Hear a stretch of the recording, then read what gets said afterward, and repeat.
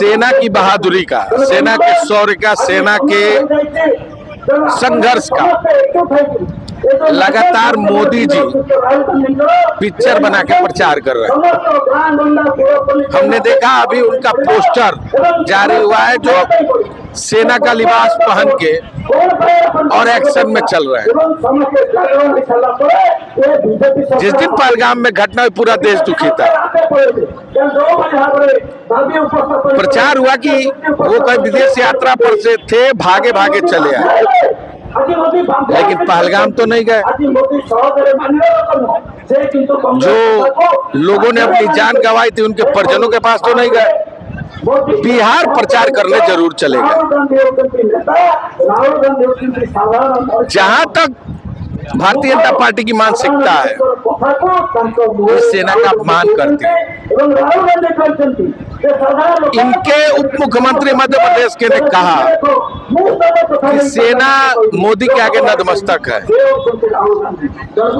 इनके एक मंत्री ने कहा मध्य प्रदेश के कि सोफिया कुरैशी जी पर किस तरह की अभद्र टिप्पणी की। जो नरवाल जी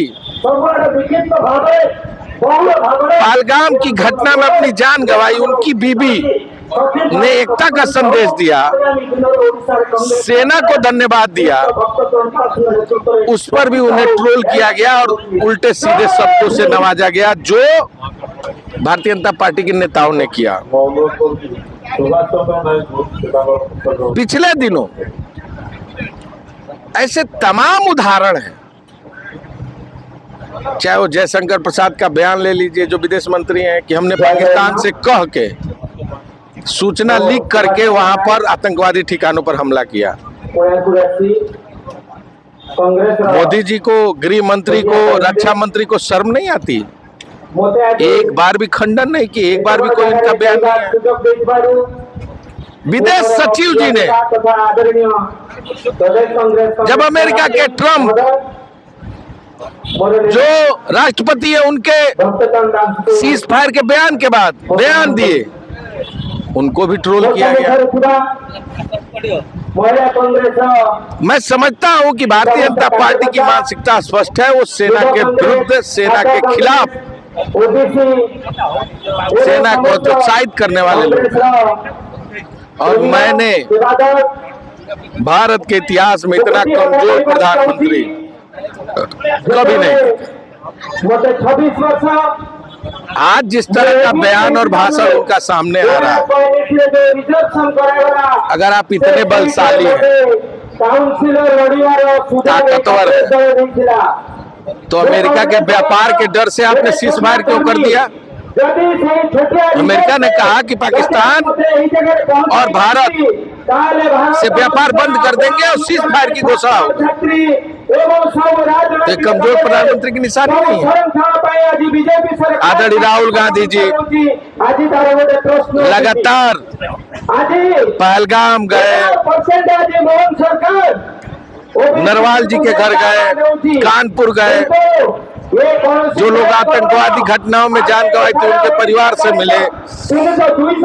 एक भाजपा के नेता का नाम बताइए जो गया हो। तो ये स्पष्ट है। उन्होंने कहा सर्दली बैठक में, CWC की बैठक में प्रस्ताव किया कि हम सरकार के साथ खड़े हैं, सरकार एक्शन ले। पूरा देश की भावना थी कि भारत के जाबाज सेना जिन्होंने बहादुर दिखाई,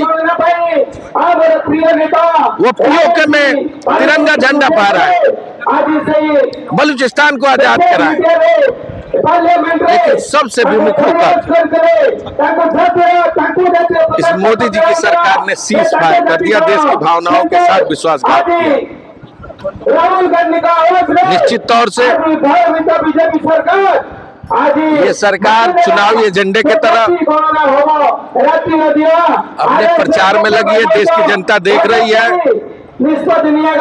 कि कितना कमजोर प्रधानमंत्री है।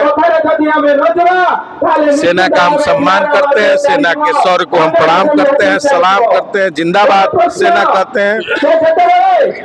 और निश्चित रूप से